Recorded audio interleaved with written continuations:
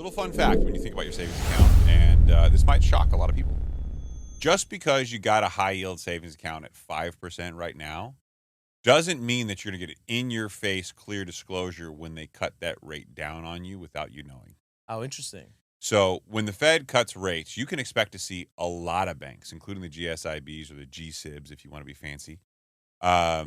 These globally systematic important banks have a lot of accounts, and a lot of people got high yield savings from them. They're not as high as the community regional banks, so think about it in the 4 to 5% range, right? Well, if the Fed cuts rates, you're going to see them drop probably by the same dollar amount. So same percentage amount, 25 basis points. You see them drop 25 basis points. The disclosure to you will be probably an anecdotal statement line item. But how many of you actually look at your statements every single month? How many of you actually get a paper copy anymore? Most of you get an email. I mean, unless you were actively investing in this high yield savings account for this exact reason, I mean, you're probably geeking out over that figure. But for people that have just been doing it and haven't been paying any attention to it, yeah, I agree with you. You're just not going to be paying attention. So I would prepare everybody who's listening to the show, if you're using a high yield savings account or even just a normal savings account, and you have your money there and you're expecting to get a decent return, expect those returns to become increasingly smaller as the Fed continues to cut rates. Now, what would you say to the listener out there that, okay, so let's say they're banking with an institution and then they cut their high yield savings account rate, right?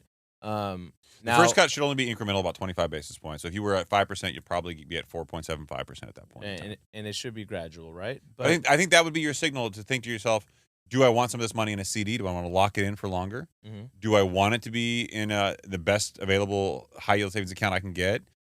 Do I want access to my funds? Do I want to go into investment? That's your pivot point. That's where you stop and you think, do I want to change? And for most people, for most Americans, they're going to say, for 25 basis points to change my account, to deal with all the pain of going to the bank or talking to somebody, I'll leave it there. And the thing that I was going to mention to piggyback off that too is you need to consider the relationship that you've now built with this institution. You should. Right? Most people don't. They don't. And now you're going to go over and start somewhere else. Now, granted, you're taking all that money over somewhere else, but the relationship isn't going to be there anymore. So that has to be a factor you have to think about. Yeah, and I will always preach community regional banks for true relationships. You're not going to be a relationship to Wells Fargo. Right.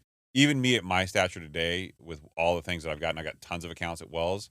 I'm nobody. They're like, ha ha ha, you know influence here.